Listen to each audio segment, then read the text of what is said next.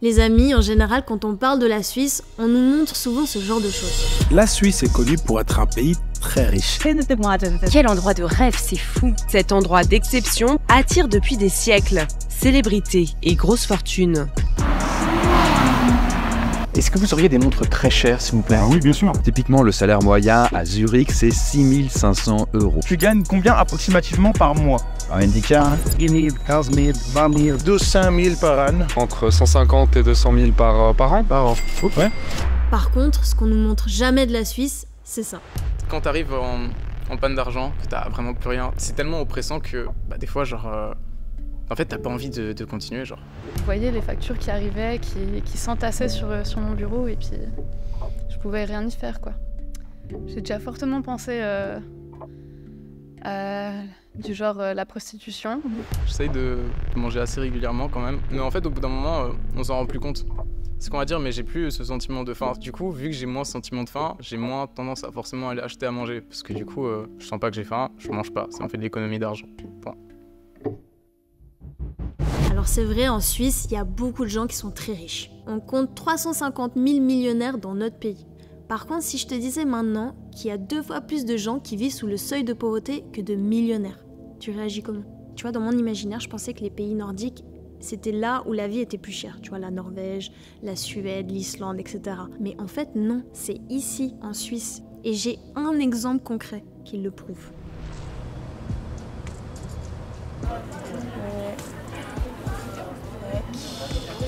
Ouais, j'aimerais un menu Big Mac medium.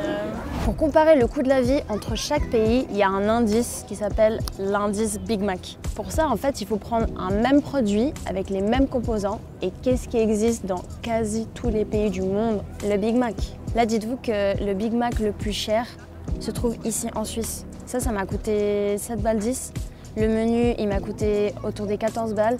Là, on est en train de parler d'un burger, mais tu vois, quand t'es jeune, que t'as pas de thunes et que tu vis dans le pays le plus riche au monde, elle ressemble à quoi ta vie?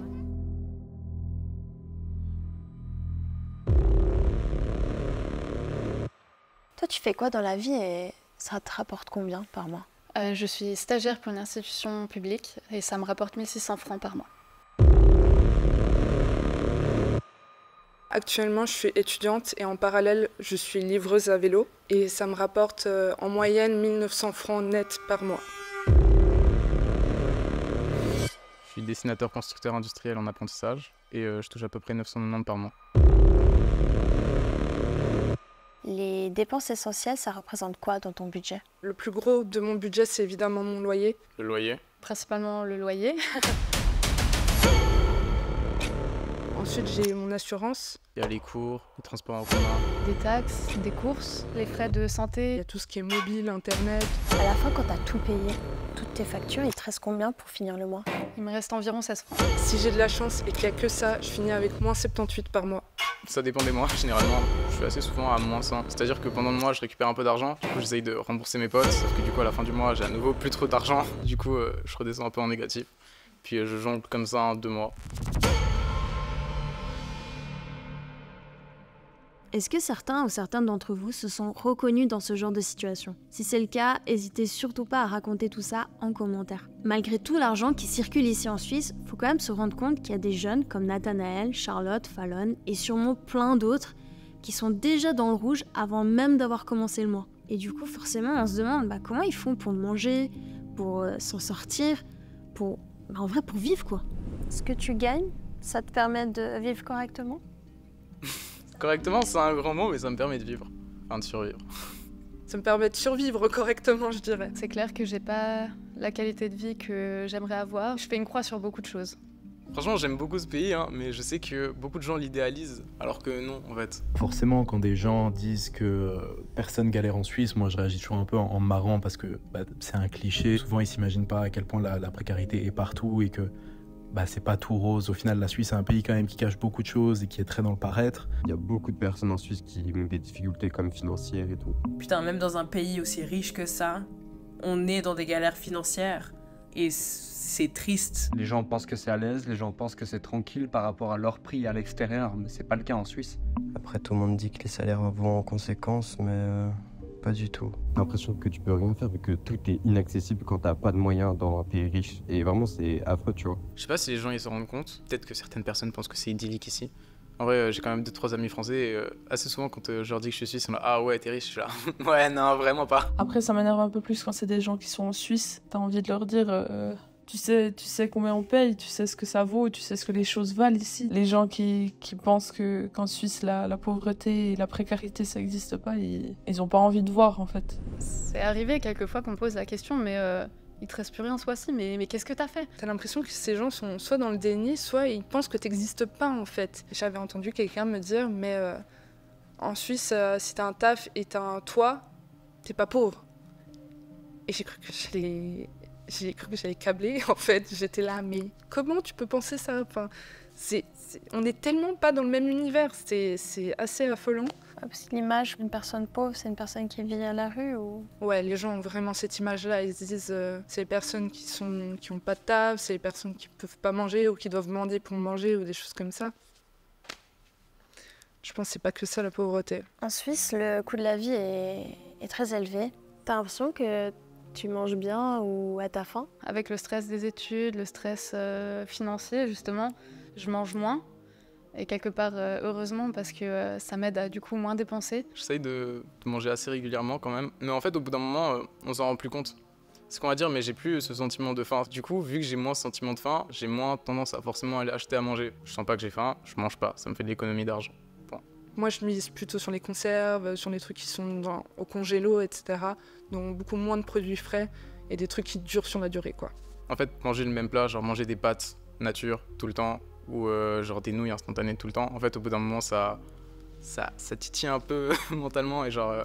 des fois, genre, tu câbles et t'es en mode putain, j'ai vraiment pas envie de manger ça encore aujourd'hui. Des fois, je sais que limite, genre, j'ai préféré rien manger parce que juste, je crois que j'allais péter un gap si je mangeais encore un bol de nouilles instantanées. Ok, pause. Je m'arrête 2 secondes pour vous rappeler de vous abonner à la chaîne de Tataki, c'est très important. Et si vous avez envie de participer à nos prochaines vidéos, je vous ai mis un lien en description. Cliquez et inscrivez-vous parce qu'on cherche plein de profils. En général, tes potes sont au courant de tes problèmes d'argent, t'en parles? Je sais qu'il y a des gens avec qui j'en parlerai pas. Mais sinon, c'est super triste à dire, mais mes amis les plus proches sont aussi tout aussi précaires que moi. Et ça fait mal au cœur. Il faudrait pas, je le sais, mais je me sens quand même un peu honteuse face à ça. Et j'ai pas non plus envie que tout le monde sache forcément, enfin voilà.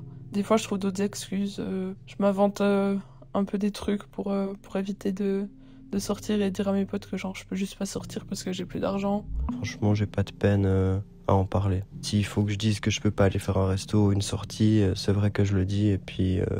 C'est même plus pratique d'en parler, ça permet un peu d'extérioriser et puis de se sentir soutenu parce que souvent on n'est pas seul, quoi. En fait, c'est en parlant qu'on peut faire bouger les choses. Par exemple, moi, j'ai appris que je pouvais demander une bourse en parlant de ma situation à une de mes amies. Puis elle m'a dit « Ah non, mais attends, tu devrais postuler là pour avoir une bourse. » Et ta famille, elle est au courant de tes problèmes d'argent? Non. Ma sœur, je lui en parle un peu plus facilement. Ma mère, c'est plus dur parce que j'essaye quand même d'envoyer un bon signal et puis de lui dire que tout va bien et que je mange à ma faim parce que manger à ma faim, ça c'est vraiment une question qui revient tout le temps avec elle et puis c'est plus dur de retourner aussi vers sa famille et de parler de ce genre de problème parce que t'as pas envie de les forcer au final à te donner de la thune alors que elle ne roule pas déjà sur l'or, quoi. Ma mère et moi, on est en team pour ça, c'est-à-dire qu'elle galère tout autant que moi. Ça lui fait tout aussi mal au cœur qu'elle puisse pas forcément m'aider. Elle peut m'apporter de la nourriture ou elle, qui reçoit plus régulièrement les colis du cœur, va venir m'apporter des surplus ou des trucs qu'elle va pas manger. Mais sinon, ouais. T'as déjà demandé de l'aide, de la thune à ta famille ou à tes potes? C'est pas genre je demande spontanément de l'aide. Généralement, c'est 2 heures où je suis devant mon téléphone, j'ai le message qui est écrit et je suis là, bon, je l'envoie ou je l'envoie pas? Est-ce que j'ai vraiment besoin de manger? Je regarde combien de temps ça fait que j'ai mangé. Ok. Là, j'ai pas vraiment besoin, j'efface le message. Dès que ça touche à l'argent, je me sens coupable en fait de prendre ce que quelqu'un d'autre se fait chier à travailler pour l'utiliser moi pour ma survie. L'aide la plus grosse que j'ai demandée, c'était à une de mes meilleures amies, où là, je lui ai demandé 2000 francs. Voilà, parce que j'avais des problèmes de salaire et il fallait que je m'en sorte, quoi. Et c'est vraiment, tu te sens un peu misérable, quoi. Enfin, déjà, tu réfléchis à 10 fois à tout ce que tu vas dépenser avec cet argent pour dire, ok, c'est ça. Et t'es là et tu te sens encore plus mal parce que tu te dis, putain, mais je veux pas leur demander ça, je peux pas leur demander de l'argent. Je me dégoûtais un peu à ce niveau-là. J'étais beaucoup allée à tous les services sociaux pour essayer de trouver de l'aide un peu du côté de la ville, du côté de l'État. Et quand tu es étrangère, tu es censée avoir suffisamment de moyens pour vivre en Suisse, sinon tu dois repartir. Moi, j'ai passé vraiment des soirées entières à pleurer parce que je voyais les factures qui arrivaient, qui s'entassaient sur mon bureau et puis je pouvais rien y faire, quoi. J'ai fait des démarches, notamment pour l'hospice, et mon école n'était pas forcément considérée comme prioritaire sur ça. Et on m'a dit « bonjour, au revoir ». C'était un petit peu ça, parce que littéralement on m'a dit « vous avez un salaire, vous avez des études payantes à ce moment-là, vous avez décidé de vous retrouver dans cette situation ». Toi, tu as déjà dû faire appel à des banques alimentaires pour te nourrir? C'est peut-être bizarre à dire, mais en soi, je me sentais pas assez légitime pour aller me tourner vers ça. Et puis, je sais pas, je crois que j'avais pas forcément envie de demander de l'aide. Dans le sens où j'ai vraiment pas beaucoup d'argent, je suis vraiment super serré, mais je peux encore me permettre avec mes moyens de m'acheter à manger. Je peux pas manger tous les jours, mais je peux manger. C'est un peu une question d'ego, genre sur le moment t'es là, t'es en difficulté, déjà t'as pas forcément envie que tout le monde le sache, j'ai envie de pouvoir m'en sortir, j'ai aussi peur de demander de l'aide, j'ai pas envie que les gens ils me jugent, j'ai pas envie que les gens ils me regardent. Moi j'ai déjà eu affaire à des institutions pour avoir de l'aide, quand vraiment il y avait des passages où c'était vraiment la fin au niveau budget. Il y a les Colis du Cœur à Genève où j'ai pu faire appel à eux. C'est des dons de nourriture? Des dons de nourriture ou des biens de première nécessité, je pense pour les femmes à tout ce qui va être serviettes hygiéniques ou pour ceux qui ont des enfants à des couches culottes ou des choses comme ça. Ça fait quoi de se rendre au Colis du Cœur? T'es un peu exclu, t'es un peu différent. Je pourrais pas mettre vraiment un sentiment clair là-dessus. Il y a tellement de monde que tu te fonds un peu dedans et tu te dis que t'es juste une personne parmi tant d'autres qui vient parce qu'il en a besoin, quoi. T'as déjà pensé ou même fait des choses contre tes principes à cause du manque d'argent? Ouais, clairement. Et franchement, j'en suis ressortie avec pas mal de traumatismes. Et c'est chaud. C'est chaud, voilà. Tu veux en parler? Clairement pas. Je sais que j'ai déjà fait des choses qui peuvent aller à l'encontre des principes d'autres personnes, voler les grandes enseignes. Forcément, tu scannes un article sur 2 pour te nourrir parce que t'as pas la thune. Je parle pas de trucs exagérés, mais voilà, juste des paquets de pâtes, un sandwich à midi ou des trucs comme ça, des produits de beauté aussi, d'hygiène. C'est vrai qu'à un moment donné, je me suis mis à vendre un peu de bœuf pour essayer de m'en sortir. Je suis arrivée à un point où n'importe quel moyen en fait est bon pour me faire un peu d'argent. Comme vendre de la drogue, vendre des photos de pieds, vendre des culottes, tout ce genre de trucs, franchement, les factures, elles te laissent pas tranquille. J'ai déjà fortement pensé à la prostitution. Et ouais, pardon. Tu te dis, c'est triste d'en arriver à penser des choses comme ça. Ouais. Pardon.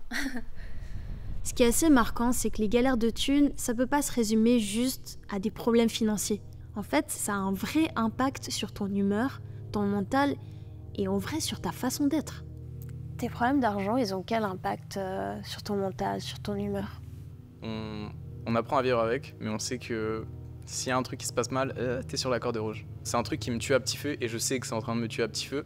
Et en fait, c'est tellement oppressant que des fois, en fait, t'as pas envie de continuer, C'est savoir que tous les jours, tu seras oppressé comme ça, au bout d'un moment, t'es là en mode est-ce que ça vaut vraiment la peine que je lutte, Il y a parfois des jours où tu dois trouver un petit peu des plaisirs dans la vie quotidienne. Quand je peux me permettre de me faire un resto, c'est une petite joie. Quand j'ai pu m'acheter juste un truc ménager dont j'avais trop besoin, c'est des petites joies aussi. Un petit peu de réjouir de petites choses vraiment basiques pour prendre un peu de plaisir parce qu'effectivement, t'es en mode survie. Avec du recul, tu survis dans ce mode de vie-là. Ça m'a permis de garder un peu la tête hors de l'eau.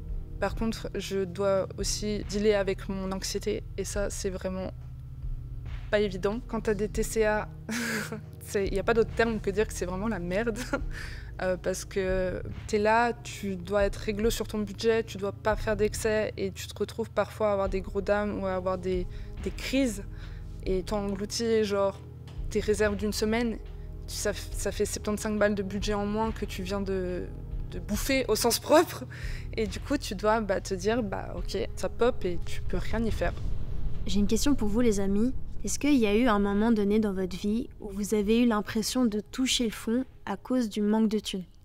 Si c'est le cas, je vous laisse me raconter tout ça en commentaire. De manière générale, je suis tout le temps occupé. Mais dès que t'as des moments de vide, c'est là où t'as tout qui s'abat sur toi d'un coup. Et genre, t'es juste pas en état mental d'accepter ça sur le coup. Tu es seul, t'as les factures qui s'accumulent, tu manges toujours pas correctement, etc. Soit t'essaies à nouveau de te battre. Et perso, j'ai plus fait un truc très con. Donc, tu veux en parler? J'étais sous antidépresseur à l'époque. Et j'ai gobé la moitié de ma palette. Mais je crois que ça m'a donné un petit shoot qui m'a dit gros, arrête de faire de la merde. On pourrait croire que dans un pays riche comme la Suisse, tout le monde roule sur l'or. Mais la vérité, c'est qu'il y a beaucoup de jeunes qui sont concrètement en mode survie. Et quand tu vis ce genre de situation, tu te sens démuni, tu te sens coupable, tu sais pas trop vers qui tu peux te tourner. Donc si jamais, je vous ai mis plein de liens utiles en description, allez checker parce que vous n'êtes pas seul. Je pense qu'il y a un sentiment de culpabilité quand on dit qu'on galère en Suisse parce que c'est un pays qui prône énormément le travail, la réussite et le self-made man ou self-made woman. Et du coup, avouer qu'on est précaire ou qu'on est en galère de thunes, ça serait avouer qu'on a échoué. Il y a un sentiment de honte de ne pas appartenir au pays, d'être rejeté par le pays. J'aurais tendance à dire que je me sens un peu minable, un peu comme un clochard. Quand même, on est entouré de gens qui ont les moyens, de richesse. Et on nous fait un peu nous sentir comme des gens qui... Enfin, si tu t'en sors pas, c'est que tu veux pas. Ça me fait vraiment sentir comme une merde un peu. Tu te sens coupable de ta situation? Coupable, non. Je me dis que j'ai pas forcément eu de chance au tirage des cartes. Je me sens coupable parce que je me dis que peut-être j'aurais pu trouver une autre situation, peut-être il y aurait eu d'autres possibilités et que c'est juste moi qui me mets automatiquement dans mes galères. J'ai choisi de venir en Suisse pour les études, j'ai choisi de faire tout ça. Il y a aussi la culpabilité du fait que, pour que je puisse venir faire les études, on a vendu la maison qu'on avait avec ma mère. C'était la maison dans laquelle on a toujours vécu, on était depuis toute petite dedans. Et il y a cette culpabilité-là de me dire que on a vendu la maison pour moi.